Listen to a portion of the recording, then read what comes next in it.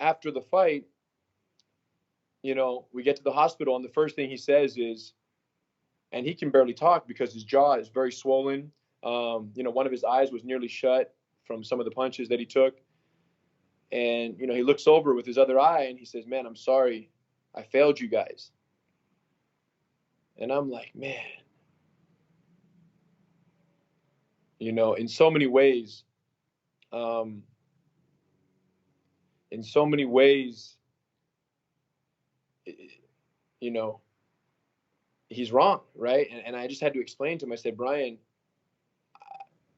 I just tried to give him a little perspective on that. I said, "Brian, you're not fighting slouches in there. You're fighting pound for pound one of the best to ever do it in his prime. And, you took his best shots for 4 rounds. You never stopped firing back, right? You had him worried. You were imposing threats the entire time, and you just couldn't get it done. You couldn't pull it together this time. And that's the nature of, the sport that you're in." How is he doing? Have you talked to him today? How is Brian doing?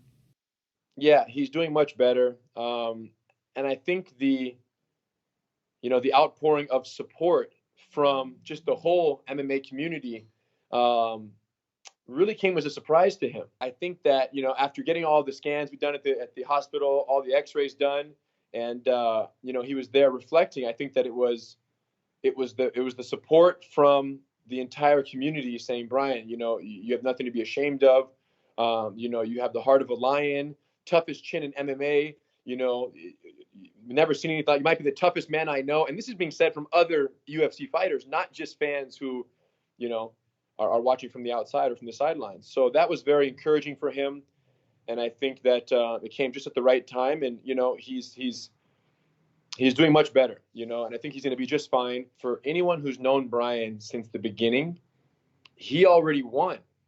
Brian already won the most important championship belt, which is escaping the life that he was living before he found martial arts and this lifestyle he's living now.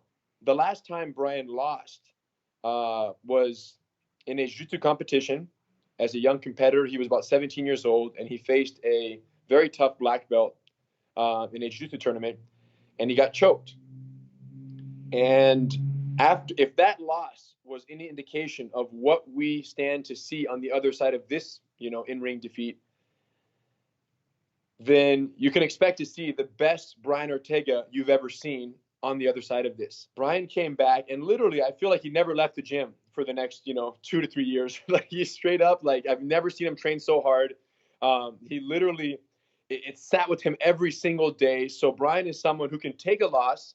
He wins like a champ and can lose like a champ in the sense that he learns from it, right? You either win or you learn. And that was true when I saw him lose as a 17-year-old. And after his body heals up a little bit and, we get all this medical stuff cleared out of the way, I expect to see the same 17-year-old Brian we saw so long ago, which is come back with a vengeance and really just work on, plugging all the holes and getting back in there in a way that, will ensure victory on the next run. Could there be a silver lining in losing a fight for Brian?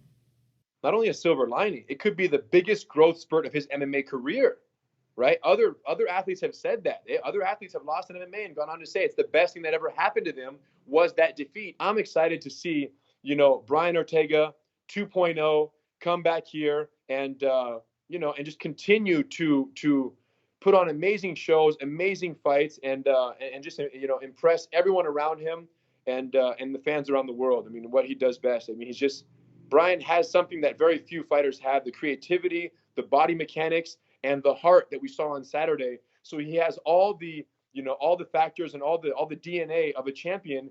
We just got to put it together and just, like I said, reconvene, work on the skill set, get in there and get after what I think he can one day earn for sure.